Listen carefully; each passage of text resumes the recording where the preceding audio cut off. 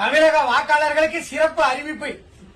இந்த தேர்தல் படிவம் இருக்குல்ல, வாக்காளர் படிவம், கணக்கீட்டு படிவம், இத யாருடைய உதவியும் இல்லாமல் தன்னந்தனியாக 3 மணி நேரத்திற்குள் எந்த பிழையும் இல்லாமல் முழுமையாக பூர்த்தி செய்து கொடுப்பவருக்கு அமெரிக்கா ஐடி கம்பெனியில நிரந்தர பணி, மாசம் 4 லட்சம் ரூபாய் சம்பளம் கொடுக்கப்படும். அப்படி போக விருப்பம் இல்லைன்னா இந்திய தேர்தல் துறையில் உங்களுக்கு உயர்ந்த பதவி வழங்கப்படும்.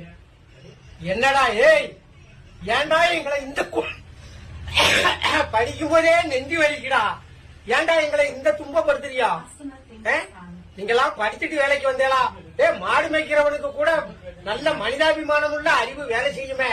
படிச்ச உங்களுக்கு அறிவே இல்லையா? இதை எந்த பையன் பூர்த்தி செய்வான்?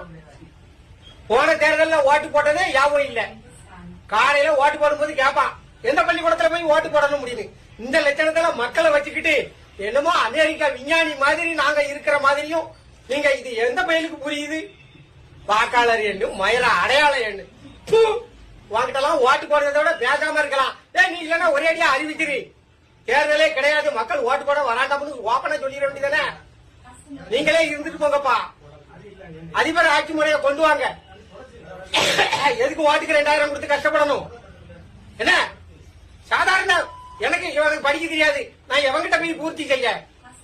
படிச்சவனுக்கே இந்த பாரத்தை பூர்த்தி செய்ய தெரியாது. என்ன கேவலப்படுத்துதியே நீங்க?